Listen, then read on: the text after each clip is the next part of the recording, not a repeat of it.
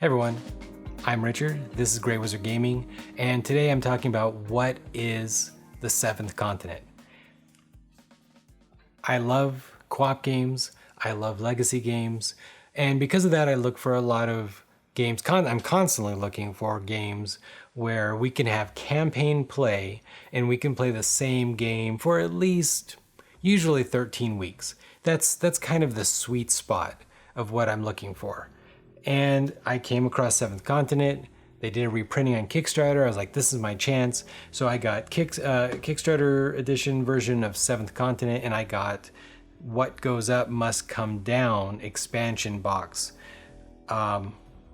This is only going to be a talk about what the game is, what I like about it, what I don't like about it, and to try to give you enough information that you feel like you understand what the game is and whether it's right for you, or maybe it's just expanding on some things that you already have the game and you haven't played it yet, or whatever. I'm just kind of a light overview. I'm gonna try to keep this very spoiler light. Just assume that anything I talk about, you should learn within the first 15 minutes of playing. So if that bothers you, I understand. There's not gonna be too much of that anyways, because this is really about my experience, not, I guess secrets of the game. But that's up to you. With that, let's get into it.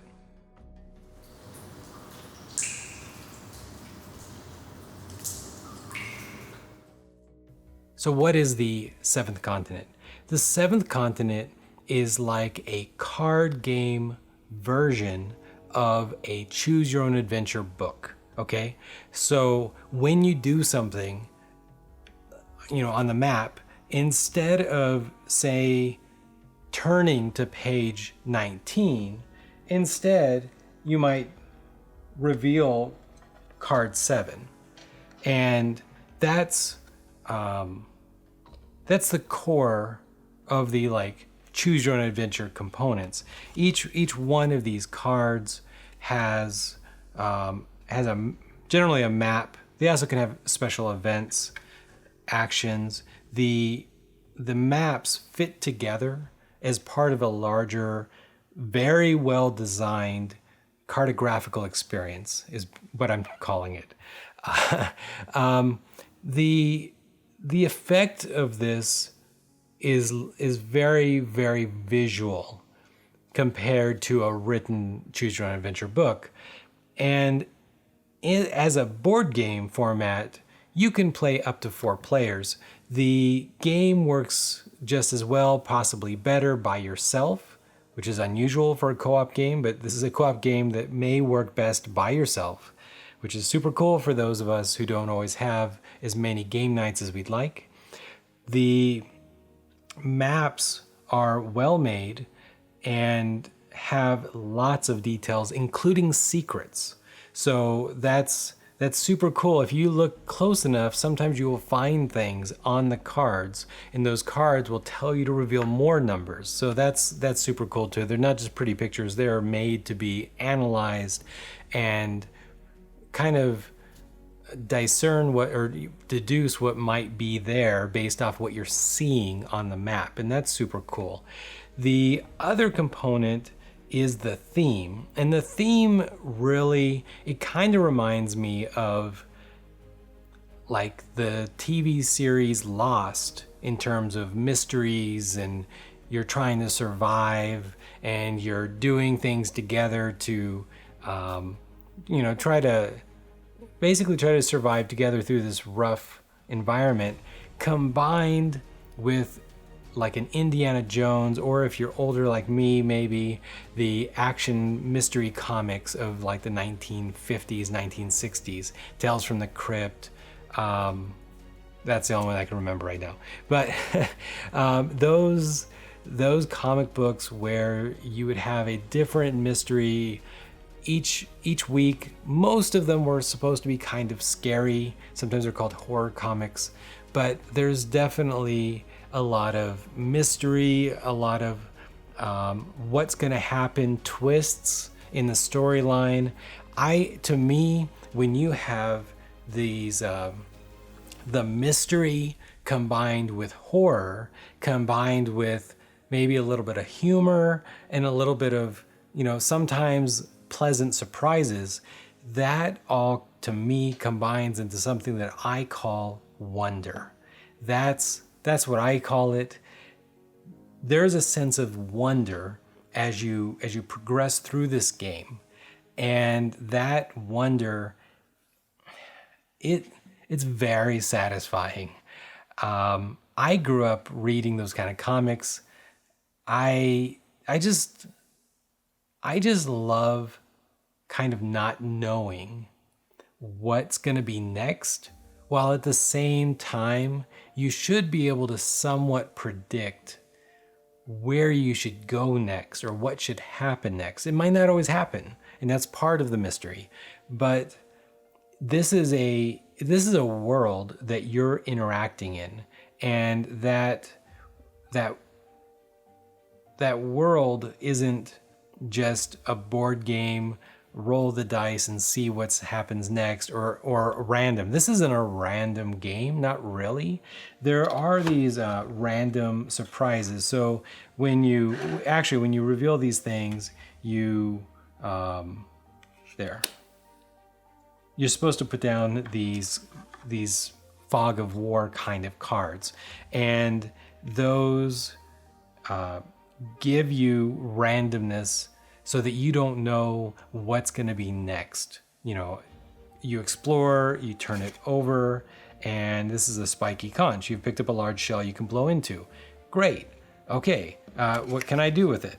Well, it can help you make music, and it can help you fight because it's spiky, I guess. There is cool characters set from like the 1920s action adventure, pulp action adventure kind of scenario, right? So you've got Amelia Earhart, who's a real person. You've got Mary Kingsley, but then you've got fictional characters as well, like Victor Frankenstein, I don't know, Howard Lovecraft, that's who I played, of course, and many others. They're physical. You've got little figures. If you have the expansion, this may or may not be a Kickstarter version, I don't know, but it came with a little balloon, and that's super cool. So you can put your people in your balloon, and you can, travel through the world in your balloon. You also can get in a weird little boat thing. I don't know anything about this, guys, because we haven't done the delve into the inner core of the earth parts of the quests.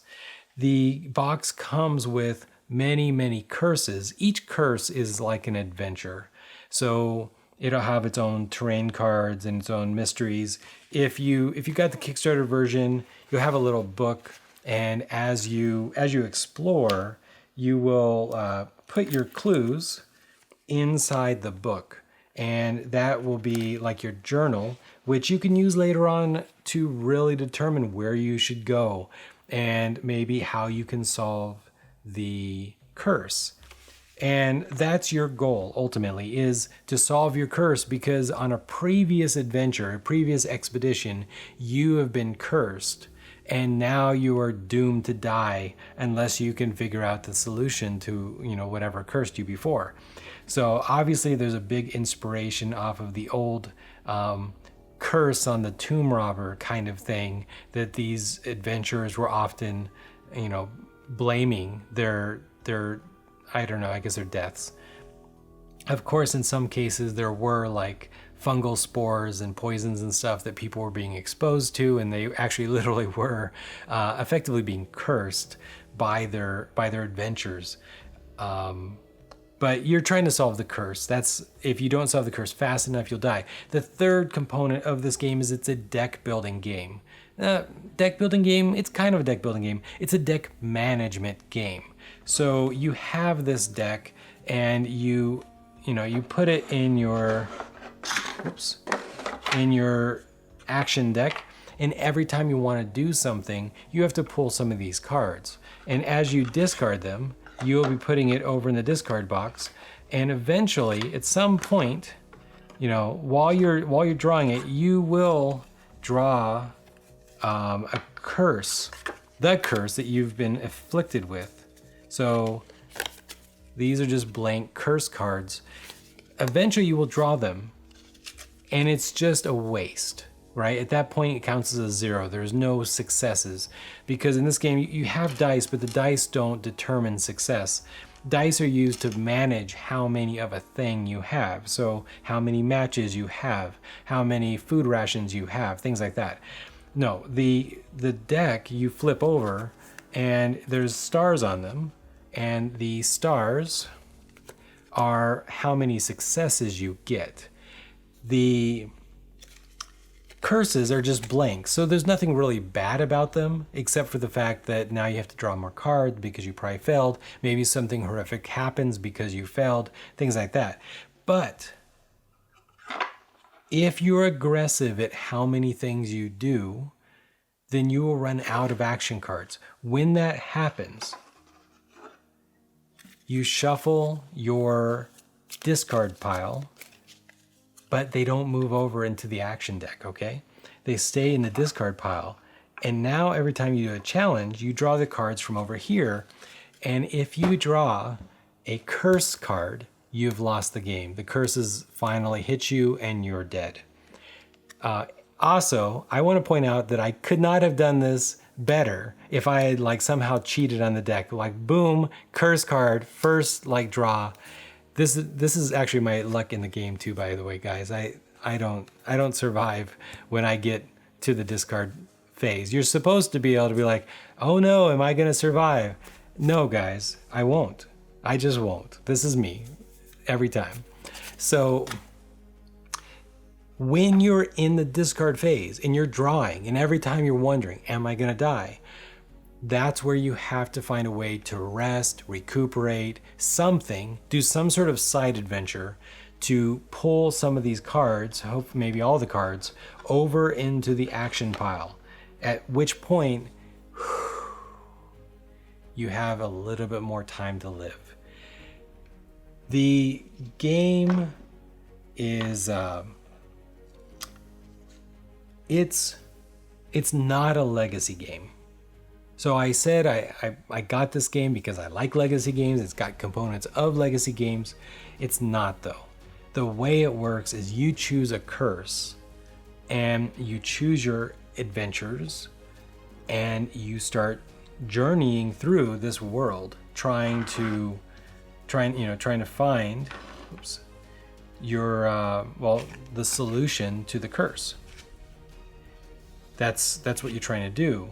You don't stop until you finish, and the finish might take you 7 to 10 hours, something like that. So one curse, 7 to 10 hours. You can easily stop. The way the game is made, you can easily stop it either at key junctions or you can just stop because you want to. It's super cool. But you keep playing one game. So in legacy games, typically a game will be 3 hours, 2 to 3 hours. And then something changes, the game gets reset, and then you resume. Here, you're playing for 10 hours, 7 to 10 hours, depending on how unlucky you are, and you're playing with one deck, okay? Now, you can reshuffle it, do in the middle because of side adventures, whatever, but you're playing with one deck. So that's the kind of quasi-legacy components. Each time you choose a different curse, which there's, over 10 curses. Each time you choose a different curse, you're going to start over fresh. No experience, nothing. And there is experience points that you earn. And these experience points you can use to buy upgrades to your skills. So that's super cool. You can basically level up. You can pick up additional equipment as you're searching through. You can craft equipment, like there is flint on this map, there is bamboo on this map. I don't know, maybe I can make a blowpipe to help me in combat, something like that. There's all kinds of cool things you can make in the game based off of, crafting crafting pools where you pull so many cards to see if you're successful and so on, all that kind of cool stuff.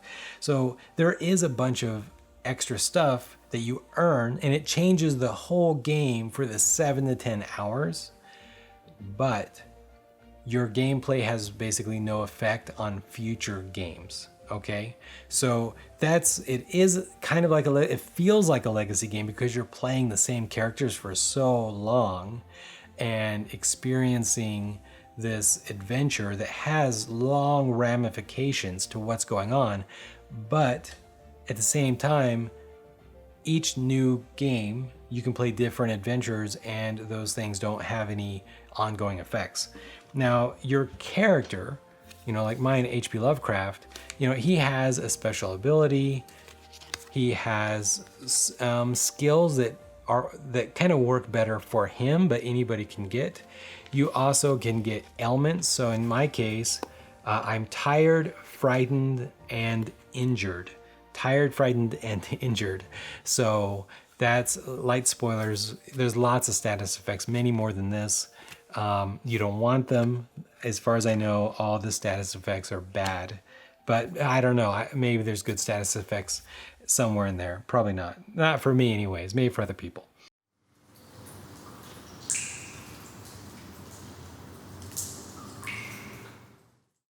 So final thoughts. When you first open this game, they don't come organized, all right, guys? In fact, it just seems like endless mounts of packed cards. And little minis, dice. It's a little intimidating. Watch the video, read the book. Won't be enough. Play the game, maybe read the rules again, because, that's how it is. But it's going to reward you with a narrative experience that is worth the acclaim. It's worth the buzz that has been going around this game. I really love this game. I've been longing to play again since the first couple sessions. I want to keep playing. I want to finish our first curse because we haven't finished one yet, and I want to go through a bunch of curses. I enjoy the narrative experience of this so much more than a lot of the other games.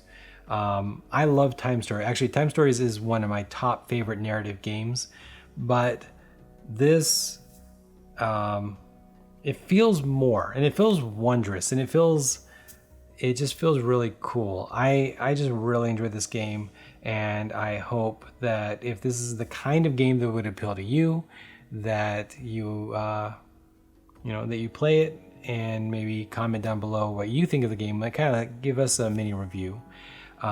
Any tips and advice that are like light spoilers, non-spoilers. And with that, if you'd be so kind to click like, click subscribe, do all the normal social media stuff, help us get the word out there, and I'll see you next week. Bye, guys. I can't see your face. Tell me, where did you go? Was it something I did, something I said that made it all fall down? Baby, I need to know, 'cause I'm losing my faith, and the more I give, the less I get.